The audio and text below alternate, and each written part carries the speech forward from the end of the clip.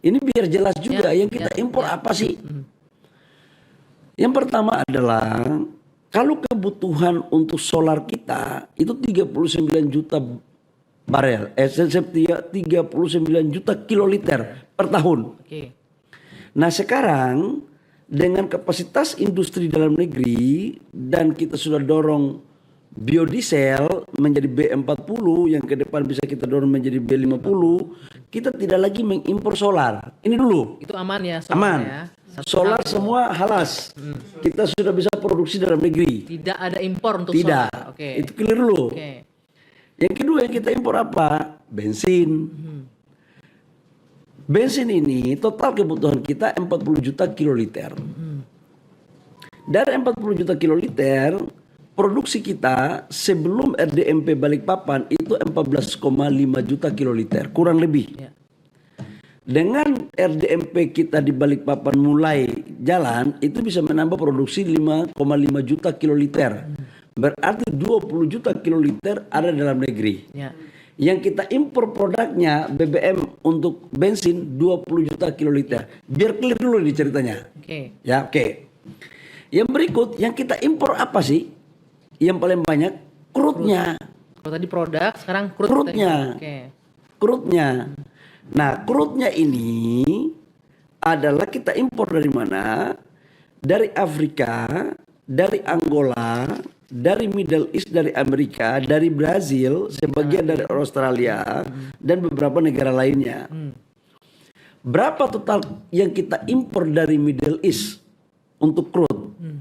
Itu totalnya 20-25% Dari keseluruhan. dari total kebutuhan nasional kita. Oke. Kita impor crude dari Middle East itu 20-25%. Artinya apa? Perlu nggak khawatir masyarakat dengan ini? Jadi ingat, kita tidak mengimpor BBM jadi loh. Bensin itu tidak kita impor dari Middle East. Ya. Yang kita impor dari Middle East itu crude-nya, Minyak mentah. minyak mentahnya alias minyak mentah. Ya. Mm-mm. Saya ulangi ya.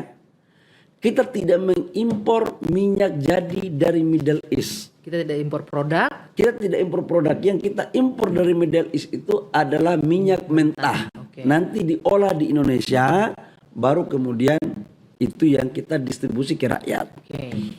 Nah sekarang pertanyaannya, Selat Hormuz kan lagi ditutup. Berarti 20% minyak mentah sampai 25 itu ambilnya dari mana? Berkurang nih supply kita. Berkurang nih suplai Ya. kita. Kan ada yang mempertanyakan kapal kita ditahan. Betul. Terus gimana pemerintah? Ya. Makanya jauh-jauh hari sebelum perang ini terjadi, atas perintah Bapak Presiden Prabowo, kami itu sudah menjajaki peluang untuk melahirkan order di negara lain. Di mana Di mana saja, itu? di mana itu, yaitu di Amerika, di Angola, apalagi di beberapa negara di Afrika itu, Amerika Latin di Afrika itu, sebagian punya Pertamina. Oke. Nah ini nih masyarakat yang belum Sebagian semuanya punya terinfo. Pertamina. Oke. Jadi itu yang kita geser. Oke. Jadi sekalipun Selat Hormuz ditutup, untuk kita punya 20-25% itu sudah kita alihkan ke negara lain. Nah pertanyaan berikutnya dari publik nih Pak. Itu kan sementara. Kalau perangnya panjang bagaimana? Nah, ini yang kita sekarang duduk bicara. Nah, untuk jangka panjang adalah ada kontrak jangka panjang kita dengan negara-negara lain yang di luar daripada Middle East. Oke. Salah satu di antaranya adalah Amerika. Kenapa harus Amerika?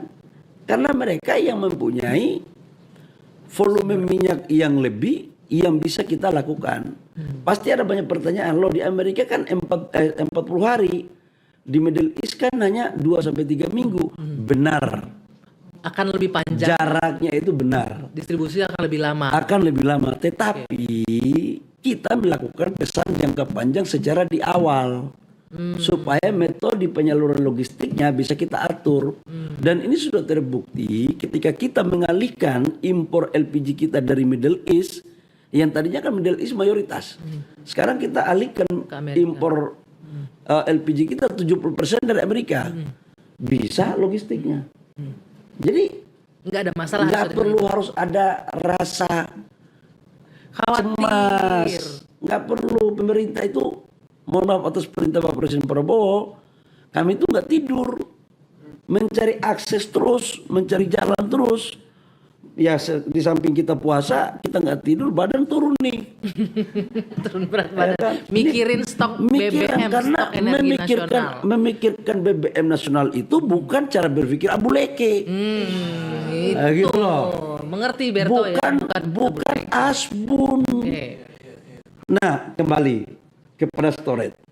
Nah ini Pak, saya potong sedikit Pak Menteri. Ini yang bikin panik itu kemarin karena 21 hari, penjelasannya gimana? Begini, saudaraku sebangsa dan setanah air, sejak Indonesia merdeka, di saat kita punya kapasitas lifting kita 1,6 juta barel per day di tahun 1997, kita itu punya kapasitas produksi lifting kita 1,6 juta barel per day, Anggi.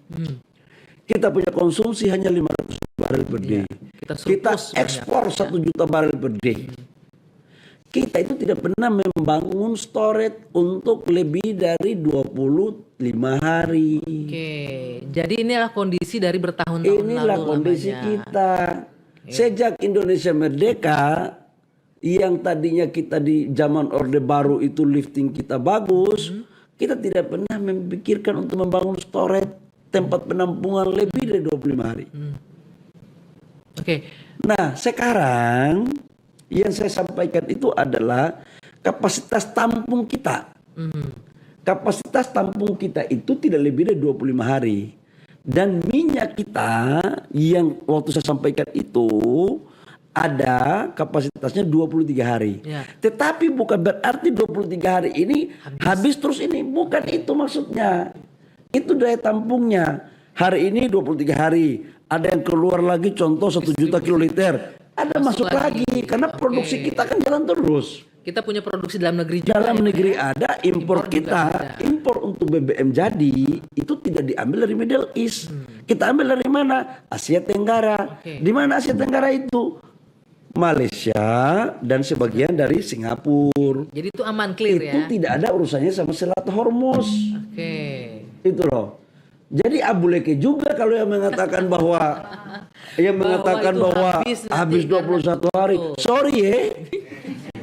Sorry ya, Berto, Jadi jelas maksudnya tuh. jangan dipelintir.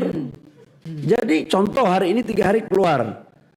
Produksi kita di kilang kita keluar, masuk lagi, isi lagi. Jadi kalau dia itu semacam bak. Tahu nggak ada bak? Kalau saya di kampung dulu nggak ada air pump. Ada air bak. Bak itu menampung hujan. Oke? Kapasitas mungkin cuma 3 ton. Begitu hujannya tidak ada, airnya ditampung di situ. Ya. Kami pakai mandi. Habis tuh. Habis mungkin setengah. Ya. Begitu setengah habis hujan turun, isi lagi. Ya, jadi otomatis kayak turun air di rumah kita. Iya, kayak gitu loh. Turun air di rumah, dipakai mandi, habis itu kan mesinnya langsung pompa lagi. Jadi jangan dipikir bodoh 21 hari itu minyak kita habis. Bukan itu maksudnya. Nah, itu kan clear ya. Jangan diabulekein, kasihan rakyat kita. Netizen Kasihlah di luar sana. edukasi yang baik sayang. Betul. Agar kita tidak gagal paham. Pakailah kecerdasan kita ini untuk menyampaikan hal yang benar, informasi yang benar. Boleh pegang medsos, tapi jangan jadi medsos yang merugikan rakyat kita. Saya nggak bohong kok, demi Allah. Saya menyampaikan apa adanya. Makanya dengan kejadian storage kita yang cuma 21 hari, 25 hari, perintah Bapak Presiden Prabowo harus kita bangun minimal storage kita 3 bulan. Itulah standar nasional. Terus kok dibandingkan Jepang 21 hari, 210 hari, negara-negara lain ratusan hari, 290, ada yang sampai 700 hari, ada. Belanda itu lebih dari 1 tahun. Itulah pembangunan infrastrukturnya yang dilakukan di awal. Nah sekarang kenapa tidak kita lakukan? Baru kita mau lakukan karena investasinya baru ada. Ini sudah ada investornya Pak? Sudah ada. Jadi tidak atas pembiayaan APBN nih? Karena banyak di luar sana, mana ada uang kita mau bangun storage gitu loh. Mohon maaf, kita membangun negara ini, total GDP kita itu kontribusi daripada APBN itu tidak lebih dari 16%. selebihnya itu swasta. Oke, jadi clear di sini investor. Jadi kita harus menggandeng swasta juga. Untuk di samping dia kita suruh dia bangun tidak pakai dana APBN, tapi itu menjadi cadangan negara kita dan setiap orang yang mau beli Pertamina ataupun perusahaan lain untuk membangun refinerinya ambil dari situ. Belinya pakai apa? Rupiah. Oh, jadi Supaya apa? Devisa kita tidak keluar. Jadi negara tidak lagi mengeluarkan devisa, tetapi pihak swasta yang membangun storage itu, kemudian dia juga kita kasih ruang untuk bisa membeli crude dari luar, tapi market cap-nya ada di dalam negeri. Kenapa? Karena kita punya butuh 1 juta barel per day. Jadi peluang kita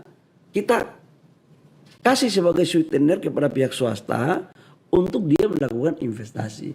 Jadi sekali lagi ya, mohon seluruh saudara-saudaraku sebangsa dan setanah air, yang dimaksud dengan BBM 21 sampai 23 hari itu adalah cadangan yang ada sekarang, tapi bukan berarti itu habis baru ini bisa masuk terus itu. Otomatis 2 hari 3 hari masuk kayak tandon di air itu loh. Kayak begitu. Jadi jangan dipelintir-pelintir. Udahlah kalau mau politik-politik tunggulah 2029 nanti pileg lagi baru pilpres lah. Ini masih jauh. Kita berpikir untuk rakyat. Kita ini kondisi sekarang bukan kondisi yang normal.